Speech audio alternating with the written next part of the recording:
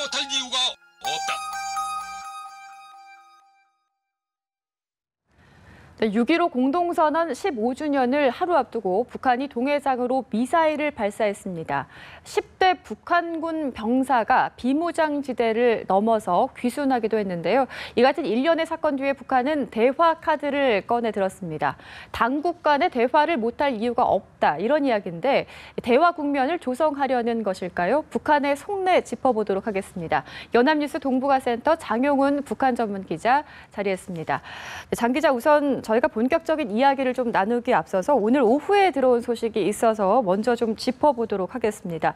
북한이 통지문을 통해서 우리 국민 2명, 그러니까 북중 접경 지역에서 불법 입국한 우리 국민 2명을 돌려보내겠다, 이렇게 송환 통보를 한 건데요.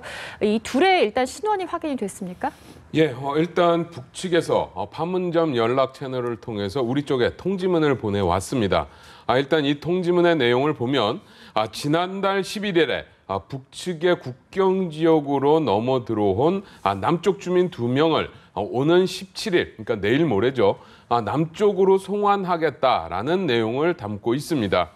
일단 북측이 이야기하는 송환 대상자는 중국 여행 중에 북중 접경 지역에서 실종된 이모 씨, 59세의 남성, 그리고 진모 씨, 51세의 여성으로 일단 파악이 되고 있는데, 우리 정부는 이 두 사람이 실종이 됐다라는 이야기를 보고받고 조사 중이었던 것으로 알려지고 있습니다. 네, 최근에 이렇게 갑작스럽게 대화 제스처를 보낸 데 이어서 송환을 하겠다, 이렇게 이야기했던 이유는 무엇일까요? 그리고 또 남아있는 북한에 억류된 나머지 우리 국민들의 송환도 함께 이루어질 수 없는지요? 예, 일단 이번에 좀 우리가 주목해 봐야 될 대목은 지난 금요일이었습니다. 지난주 금요일에 우리 정부 쪽에서 지금 북한에 억류되어 있는 우리 국민 4사람, 그러니까 김정욱, 김국기, 주원문 씨 등 4사람에 대해서 조속한 송환을 요구한다라는 내용의 전화 통지문을 북측에 보내려고 했었는데, 북측에서 이에 대한 수령을 거부를 했습니다. 그랬던 북한이 갑자기 며칠도 안 돼서 태도를 바꿔서 자신들 지역에 들어온 남쪽 사람 2사람을 남쪽으로 송환하겠다라는 의사를 피력을 한 셈인데요. 일단 북측이 이러한 통지문을 보내온 시점상 시점이 굉장히 미묘하다라고 할 수 있을 것 같습니다. 북한이 오늘 정부 성명을 통해서 남북 간에 분위기가 조성이 된다면 당국 간 대화 협력을 하지 못할 이유가 없다라고 하면서 대화 메시지를 보내온 상황에서 우리 국민들의 송환 입장을 피력해 왔다라는 점에서 보면 일단 북한이 뭔가 유화적인 제스처, 그리고 유화적인 메시지를 남쪽에 보냄으로써 당국 간 대화 내지는 남북 관계를 좀 복원해 보겠다라는 의지를 담은 것 아니냐라고 볼 수 있을 것 같고요.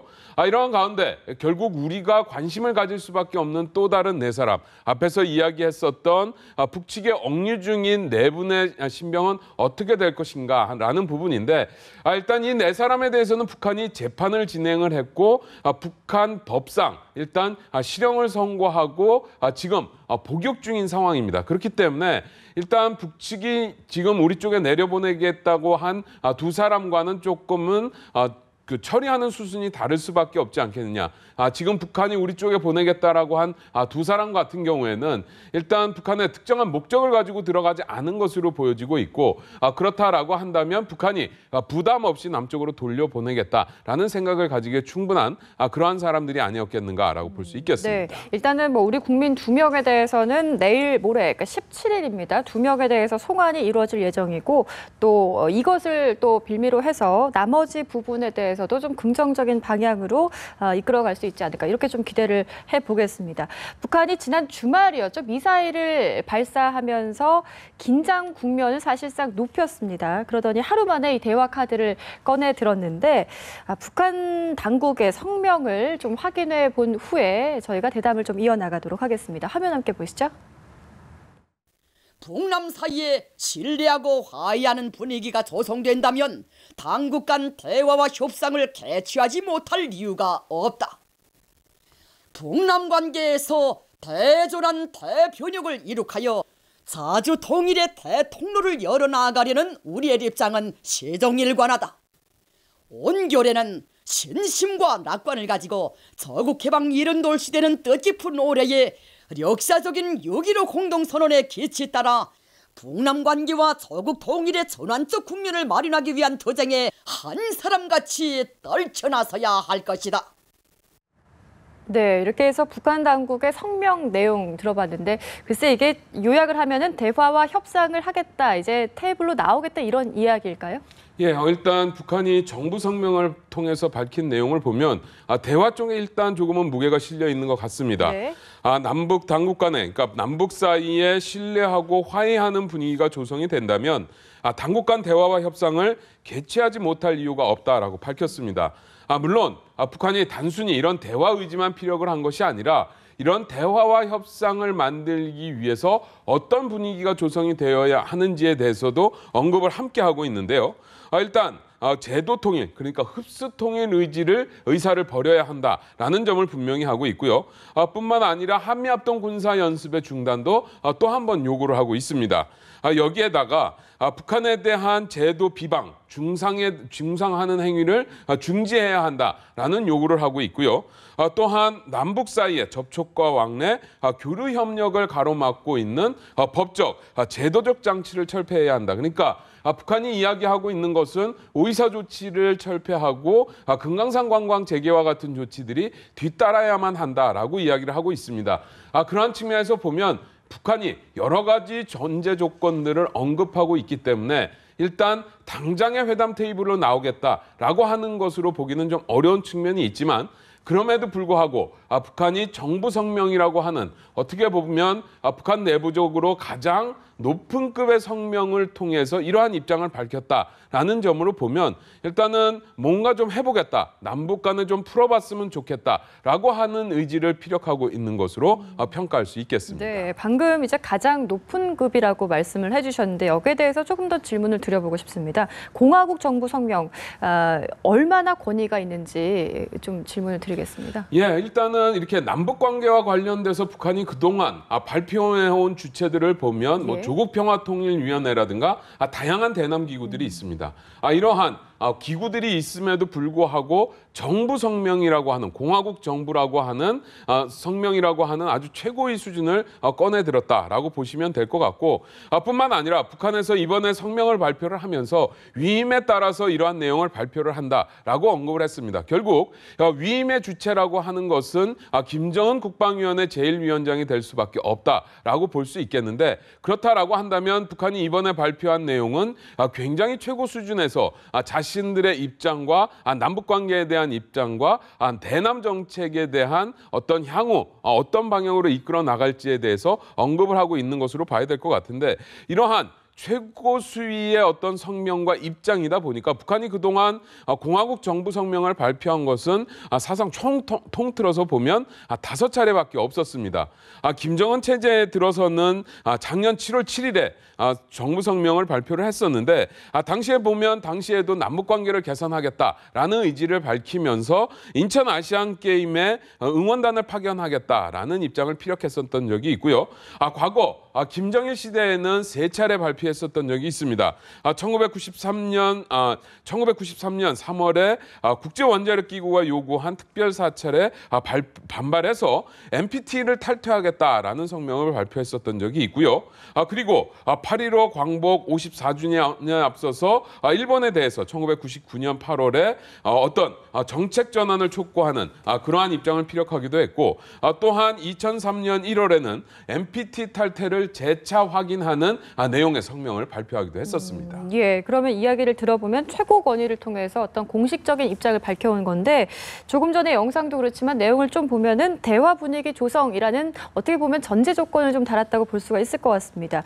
어떤 거를 이야기하는 걸까요? 뭔가 좀 우리 측에 바라는 바가 있는 건지. 예, 일단은 대화로 좀 풀어나가 보겠다라고 하는 의지를 담고 있는 것으로 평가해 볼 수 있을 것 같습니다. 예. 왜냐하면 그동안에 우리 쪽에서 통일준비위원회 회담이라든가 다양한 회담을 제의했었음에도 불구하고 북한이 이런 것들에 대해서 무반응으로 일관해 왔었다는 점, 심지어는 우리 쪽에서 북측에 회담 제의를 요구하는 통지문을 보냈을 때도 이 통지문 최소는 수령조차 거부하는 모습을 북한이 보여왔었는데 그랬던 북한이 어쨌든 태도를 갑자기 바꿔서 당국 간의 협상과 대화를 할 수 있다라는 의지를 피력했다라는 점에서 보면 일단 남북 관계를 좀 풀어보겠다. 특히나 오늘이 6.15 공동선언 발표 15주년이라는 점에서 보면 이 시점에 맞춰서 북한이 뭔가 대남 정책의 전환을 꾀하고 있는 것 아닌가라고 봐야 될 것 같고요. 물론 북한이 다양한 전제 조건을 달고는 있습니다. 하지만 남북 당국 간의 분위기가 좀 달라지면 이 전제 조건이라는 것 자체가 슬며시 사라지는 경향들을 과거에도 여러 차례 목격을 할 수 있었다라는 점에서 보면 일단은 우리 정부가 이 현재 북한이 취해온 대화와 협상에 대한 태도, 이러한 점을 계기로 어떤 이러한 점을 모멘텀으로 삼아서 뭔가 북한에 대해서 당국 간 대화를 역제히 해보는 그러한 노력이 필요하겠다라고 할 수 있겠습니다. 예, 일단은 저희가 북측의 대화 의지에 대해서는 확인을 할 수가 있는 부분인데 6.15 당일이란 말이죠. 그러니까 오늘 공교롭게도 대화 카드를 꺼내든 이유가 남측에 어떻게 보면 책임을 좀 전가하면서 명분 쌓기를 하려는 거 아니냐 이런 분석이 또 나오고 있습니다. 예, 일단 명분 쌓기용이라고 하기에는 이번에 북한이 발표한 성명의 주체 자체가 굉장히 무겁다라고 봐야 될 것 같습니다. 제가 앞에서 말씀드렸던 것처럼 북한이 단순히 남쪽에 책임을 전가하기 위한 성명을 발표할 목적이었다라고 한다면 조국평화통일위원회라든가 다른 대남 기구를 활용해서 충분히 어떤 성명전을 펼 수 있었음에도 불구하고 북한이 정부 성명이라고 하는 최고의 카드를 꺼내들었다라는 사실 자체가 단순히 책임 전가용이라든가 아니면 남쪽을 비방하기 위한 데 목적이 있다기보다는 일단은 북한이 뭔가 대화를 해보겠다. 그리고 국면을 전환해보겠다라는 쪽에 무게가 실린 것으로 봐야 하지 않을까라고 할 수 있겠습니다. 예, 그런데 이제 좀 이야기를 듣다 보니까 의아한 것이 15일입니다. 그러니까 월요일에는 대화 카드를 꺼내 들었는데 그 전날, 그러니까 14일 일요일에는 동해상에서 미사일 발사 시험을 했단 말이죠. 그 이유가 무엇인지 전형적인 어떤 양면 전술의 일환인 건지 진정 대화 제의를 하는 그 진정성에 대해서는 좀 어떻게 보시고 있습니까? 예, 일단 북쪽에서, 그러니까 우리 쪽에서도 마찬가지입니까? 북한에 대해서 늘 우리 정부에서 하는 이야기는 안보는 튼튼하게 하고 하지만 남북 간의 대화로 풀 수 있는 부분들은 대화로 풀겠다라는 입장을 표시하고 있는데요. 결국 북한도 마찬가지라고 봐야 될 것 같습니다. 물론 남북 관계 개선을 위해서 이러한 부분들을, 그러니까 대화를 할 수 있는 부분들에 대해서는 뭔가 요구하고 촉구해 나갈 부분도 있겠지만 그럼에도 불구하고 자신들이 지켜야 할 안보, 이런 부분들에 대해서는 남쪽의 관계와는 무관하게 꾸준히 해 나갈 수밖에 없다라는 의지를 보이고 있는 것으로 봐야 될 것 같고요. 특히나 이번에 동해에서 발사한 것을 보면 함대함 미사일로 알려지고 있습니다. 예. 그러니까 해상에서 혹시라도 있을지 모르는 어떠한 남북 간의 충돌, 이러한 상황들에 대비해서 이러한 조치들을 지속적으로 취하고 있다라고 평가할 수 있을 것 같습니다. 예, 일단 6.15 남북 공동 행사는 일단 공동 개최 부분에서는 좀 무산이 됐고 남북 민간단체에서 6.15 남북 공동 호소문을 발표했는데 여기에는 어떤 내용들이 담겼습니까? 예, 오늘 북한이 발표한 공화국 정부 성명과 크게 다르지 않은 내용들이 담겼다라고 보시면 될 것 같은데요. 일단 이 성명에서 공동 호소문에서 보면 일단 6.15 공동선언 채택에 대해서 굉장히 높이 평가를 하고 있습니다. 남북 관계를 화해와 협력, 평화와 통일, 공동 번영의 관계로 전환시키는 일대 사변이었다라고 평가를 하고 있고요. 일단 지금 현재 이 상황에 대해서도 평가를 하고 있는데요. 남북 공동선언의 정신이 부정되고 있고 당국은 물론이고 민간급의 접촉과 내왕조차 사실상 중단되고 있다라고 강조를 하고 있습니다. 그러면서 남북선언의 정신에 따라서 각계 각층의 접촉, 내왕, 협력과 통일 회합을 활발히 해서 끊어진 민족의 유대와 혈맥을 다시 이어나가야 한다라고 이야기하고 있습니다. 결국 6.15 공동선언의 정신을 다시금 되새겨서 남북 관계를 좀 복원시킬 수 있으면 좋겠다라는 부분에 강조점을 두고 있다라고 보시면 되겠습니다. 네, 민간단체에서 공동 호소문까지 발표한 내용 저희가 좀 짚어봤는데 일단 일단은 남과 북에서 각각 분산 개최가 됐기 때문에 따로따로 기념행사를 진행을 했단 말이죠. 어떤 행사들이 각각 진행됐습니까? 예, 일단 공동 행사가 무산이 된 상황이기 때문에 남은 남쪽에서, 북은 북쪽에서 행사를 진행할 수밖에 없는 상황인데 사실 이제 남쪽에서는 행사를 하기가 참 쉽지 않은 여건입니다. 왜냐하면 지금 전국적으로 불고 있는 이 메르스 확산 때문에 다중이 여러 사람들이 모이는 행사를 치르기가 굉장히 쉽지 않은 상황이고요.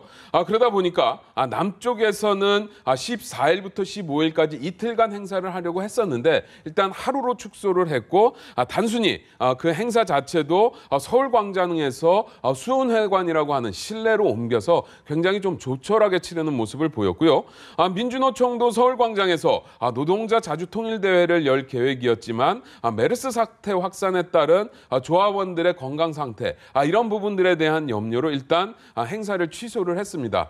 북한 쪽에서는 그냥 기념 보고 대회 정도가 열리고 그리고 사진전이라든가 다양한 문화 행사가 열리기는 했지만 그럼에도 불구하고 크게 행사가 도드라지게 눈에 띌 만한 행사가 열리지는 못했다라고 보시면 되겠습니다. 네, 사실 기존에는 6.15 공동행사도 무산이 됐기 때문에 어떻게 보면은 광복 70주년 행사도 남과 북이 따로따로 개최를 할 수밖에 없는 상황이 아니냐 이렇게 저희가 생각을 했었는데 앞서서 정부 성명 내용을 보니까 좀 그것만은 또 아닌 것 같습니다. 뭐 조국 해방 70돌에 대한 의미를 굉장히 부여하는 내용이 많고 올해를 기점으로 남과 북의 어떤 좀 전환의 계기를 마련하자 이런 의미가 좀 담겨 있었던 걸로 해석이 되거든요. 그렇다면은 한 가닥의 희망은 아직 있는 거 아닌지 좀 어떻게 타진하십니까? 예, 그렇습니다. 사실은 그동안에 그러니까 6.15 공동행사가 무산이 되면서 8.15 남북 공동행사도 무산이 되는 것 아니냐라는 것이 대체적인 관측이었는데요. 일단 북한 쪽에서 오늘 정부 성명을 통해서 남북 당국 간 관계를 좀 풀어보겠다라고 하는 의지를 그리고 그러한 신호를 남쪽에 보내왔습니다. 일단 8.15 공동행사가 공동행사로 열릴지 아니면 6.15 공동행사와 마찬가지로 각각의 지역에서 열릴지는 결국 앞으로의 태도에 달려있다라고 볼 수 있겠는데요. 만약에 우리 정부가 북한의 정부 성명에 대해서 높이 평가를 하고 당국 간 회담을 역제의 함으로써 남북 간의 화해 분위기가 마련이 될 수 있다라고 한다면 광복 70주년 행사도 굉장히 남북 간에 성대하게 치를 수 있는 환경은 어느 정도 갖출 수 있다. 특히나 아직까지는 2달 정도의 시간이 남아있는 상황이기 때문에 결국 이 2달간의 시간을 어떻게 보내느냐. 우리 정부가 북한의 태도를 어떻게 읽어내고 그리고 추후에 남북 간의 대화를 어떠한 방향으로 만들어낼 수 있느냐가 8.15 공동행사를 공동의 행사, 남북 간의 공동의 행사로 성대히 개최하느냐를 상대히 개최하느냐 여부를 결정짓는 가늠자 역할을 하게 될 것이다라고 보시면 되겠습니다. 알겠습니다. 이렇게 해서 뭐 의미 있는 방향으로 좀 함께 치를 수 있으면 좋겠다 이런 바람을 좀 가져보고요. 그런 가운데 15일 오전입니다. 북한 군 병사가 귀순을 하는 일이 또 발생을 했는데 일단은 뭐 10대 후반의 좀 어린 병사로 파악이 되고 다행히도 그 과정에서 총격전은 없었다 이렇게 저희가 전해 들었는데요. 그때 당시 상황이 좀 어땠습니까? 예, 일단 북한군 병사 한 명이 비무장지대에 있는 우리 군 초소, 그러니까 GP를 와서 GP를 통해서 귀순을 했습니다. 오늘 오전 8시께 중동부전선에서 북한군 하전사, 그러니까는 우리로 치면 그냥 일반 병사인데요. 병사 한 명이 우리 GP로 귀순을 했고 일단 신병을 확보를 해서 관계기관에 인계가 되어 있는 상황입니다. 이번에 귀순한 북한군 병사는 19살인 것으로 알려지고 있습니다. 굉장히 어린 나이인데요. 특히나 이번에 남쪽으로 내려온 북한군 병사가 귀순 의사를 타진을 하면서 귀순 이유와 관련해서 북한 쪽에서 그러니까 북한 군부대에서 상습 구타를 당해서 북한 현실에 대한 불만을 품었다라는 입장을 피력을 한 것으로 알려지고 있는데 일단 구체적인 귀순 동기 그리고 귀순 경로 이런 부분들에 대해서는 앞으로 정부 합동신문 조사 결과를 통해서 확인이 되지 않겠는가라고 볼 수 있겠습니다. 예, 자세한 부분에 대해서는 저희가 조사를 해봐야지 알 것 같지만 일단 군사분계선 인근이라고 하면 저희가 알기로도 좀 기강이 세다. 그런 부대들이 밀집해 있다 이렇게 알고 있는데 10대 후반의 어린 병사가 귀순을 해왔다는 거는 북한 군 내부 사정이 그렇게 썩 좋지만은 않을 수 있다. 이렇게 좀 예측을 할 수 있겠습니까? 예, 그렇습니다. 북한 군에 내부적으로 군기가 셀 수는 있지만 그럼에도 불구하고 먹을 거라든가 아니면 이런 부분들에 대해서 원활한 지원이 이루어지지 못하고 있다든가 한다든가 이러면 충분히 남쪽으로 오려고 하는 생각을 가질 수 있다. 여기에다가 지금 우리 쪽에서 확성기 방송 등을 통해서 지속적으로 북한에 대한 심리전 활동도 벌이고 있기 때문에 그러한 측면에서 보면 어린 나이, 19살이라고 하는 굉장히 어린 나이의 병사라고 한다면 충분히 남쪽으로 내려올 각오를 하고 예. 실행할 수 있는 요건은 충분히 갖췄다라고 볼 수 있겠습니다. 네, 이렇게 해서 최근의 북한 동향에 대해서 좀 짚어봤습니다. 연합뉴스 동북아센터의 장용훈 북한 전문 기자였습니다. 오늘 말씀 고맙습니다.